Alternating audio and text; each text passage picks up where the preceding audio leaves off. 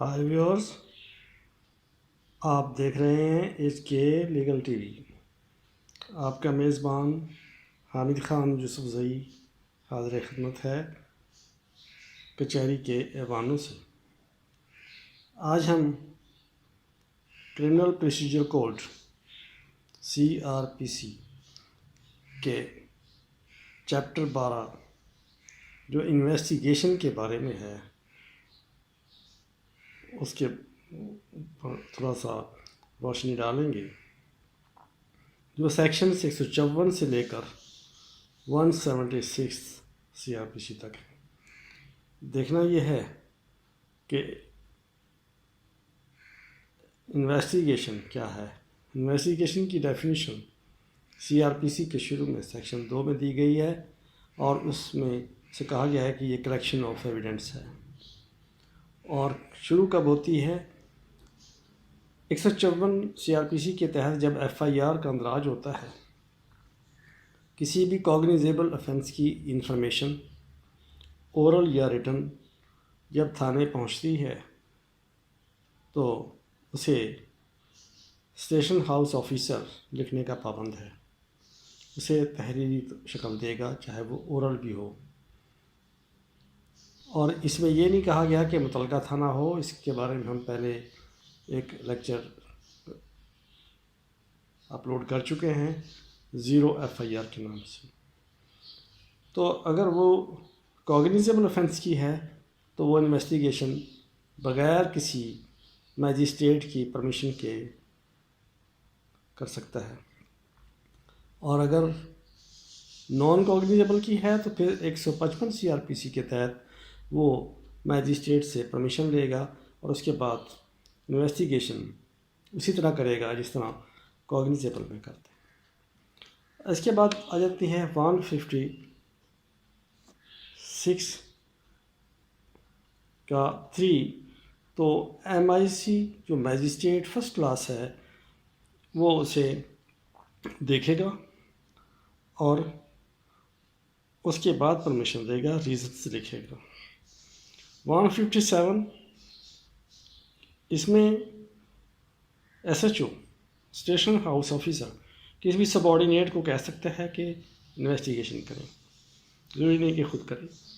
تو اس صورت میں وہ رپورٹ جو سب آرڈینیٹ آفیسر ہے SHO کو رپورٹ دے گا 157 کے تحت۔ یہ پہلی رپورٹ ہے جو پولیس تیار کرتی ہے، انویسٹیگیٹ کر کے، موقع ملاحظہ کر کے، سائٹ پلان بنا کے، گواہان کے بیان سب کچھ کر کے وہ رپورٹ دے گا۔ پھر اگر جرم سنگین ہے نہیں ہے تو اس صورت میں وہ کہیں گے کہ انویسٹیگیشن کی ضرورت نہیں ہے۔ یہ بھی رپورٹ سب آرڈینیٹ آفیسر سے اپنے سینئرز کو دے سکتا ہے۔ SHO جو انسپیکٹر ہے یا سب انسپیکٹر ہے، اسٹیشن ہاؤس آفیسر کا ہونا ضروری ہے۔ اس کے بعد 158 سیکشن ہے، تو اس میں رپورٹ تیار کر کے میجسٹریٹ کو SHO پیش کرے گا کہ جرم 155 کے تحت جو نان کوگنیزیبل تھا اس کی کیا رپورٹ ہے، اس کے بارے میں کیا کوئی شواہد ملے ہیں کہ نہیں ملے۔ اب 159 MIC یعنی کہ میجسٹریٹ فرسٹ کلاس یہ کہہ سکتے ہیں، اس کو عام طور پہ عدالتوں میں MIC ہی لکھتے ہیں، میجسٹریٹ فرسٹ کلاس بریف کر کے۔ تو وہ مزید انویسٹیگیشن کا بھی کہہ سکتا ہے کہ آپ اس رپورٹ کو دیکھ کے جو 157 سب سیکشن 1 کے تحت دی گئی ہے کہ اس میں مزید رپورٹ کریں، مزید انویسٹیگیٹ کریں، ضرورت ہے، کچھ لیکوناس رہ گئے ہیں۔ 160 گواہان کو نوٹس پولیس دے سکتی ہے کہ حاضر آئیں۔ عوام الناس کو بھی کہہ سکتی ہے کہ بھی اس بارے میں جو بھی معلومات ہوں وہ آ کے ہمیں پرووائڈ کریں۔ جب وہ آ جاتے ہیں تو پھر اس میں 161 کے تحت CRPC کے تحت بیانات لکھے گی پولیس، لیکن ان وربیٹم نہیں، ان کا سبسٹینس لکھا جائے گا۔ 162 کے تحت اس پر دستخط ضروری نہیں ہے، گواہان کے لیے جائیں۔ دستخط 161 کے بیان پر نہیں لیے جا سکتے، نہ انگوٹھا لگوایا جا سکتا ہے۔ 163 سیکشن جو ہے اس بارے میں جو ہم کہتے ہیں نا کہ پولیس تشدد کر سکتی ہے کہ نہیں کر سکتی، نہیں کر سکتی۔ 163 میں نہ تو وعدہ کر سکتی ہے نہ دھمکی دے سکتی ہے، نہ تو پولیس کوئی وعدہ کر سکتی ہے نہ دھمکی دے سکتی ہے۔ یہ اس کو قانون شہادت آرڈر بھی سپورٹ کرتا ہے۔ تو اس صورت میں تشدد تو دور کی بات ہے، دھمکی بھی نہیں دی جا سکتی، نہ ہی کوئی وعدہ کر کے اسے کوئی بات اگلوا سکتی۔ 164 کا اسٹیٹمنٹ میجسٹریٹ کے سامنے ہوتا ہے اور اس کی ریکوائرمنٹس ہیں۔ اس کو پڑھنا ہے 364 کے تحت جو پروسیجر اس میں ہے، اور میجسٹریٹ لیتا ہے پولیس کی موجودگی میں، نہیں کورٹ روم میں لیتا ہے۔ اس پر ہم الگ سے ڈیٹیل سے لیکچر پڑھیں گے، اس لیے چینل کو سبسکرائب کر کے بیل آئیکن کا بٹن دبائے رکھیے تاکہ آپ کو بر وقت جو ہے نا یہ اس کا اپڈیٹ اور نوٹیفیکیشن ملتے رہیں اور پتہ چل جائے کہ 164 پہ یا کسی اور ٹاپک پہ کوئی نیا لیکچر اپلوڈ ہوا ہے۔ تو 165 کے تحت پولیس سرچ کر سکتی ہے کسی بھی جگہ کی، کسی بھی جگہ کی سرچ کر سکتی ہے کہ یہاں کوئی لیکن اگر پولیس کے پاس ٹائم ہے، سرچ میں کوئی ایسا مسئلہ نہیں ہے کہ کوئی غائب ہو جائے کوئی چیز، ایویڈنس یا کوئی بندہ، تو وہ میجسٹریٹ سے پرمیشن لے گی اور پھر 103 CRPC کے تحت اس میں فالو کرے گی کہ لوکیلٹی سے بندے لے گی اور ان کی موجودگی میں سرچ کی جائے گی اور رپورٹ بنائی جائے گی اور لکھا جائے گا۔ 166 پولیس اپنے تھانہ کی حدود سے باہر بھی تلاشی لینے کی مجاز ہے اور جا سکتی ہے، لیکن اس میں ریزنز لکھنا ہوں گی۔ 167 کو 61 CRPC کے تحت پڑھنا ہے۔ اس میں 61 کے تحت 24 گھنٹے کے اندر کسی گرفتار شخص کو عدالت میں پیش کرنا ہے، اور 167 کے تحت پولیس نے میجسٹریٹ سے ریمانڈ لینا ہے کہ ہم 24 آور میں انویسٹیگیشن مکمل نہیں کر سکے لیکن ریزن دیں گے، لیکن ہمارے ہاں ریزن نہ پوچھنے کا اور نہ دینے کا رواج ہے جو ہونا چاہیے۔ تو میجسٹریٹ اس کا ریمانڈ دے گا ناٹ ایکسیڈنگ 14 days، تو لیکن مائنڈ اپلائی کر کے ریزنز ریکارڈ کر کے۔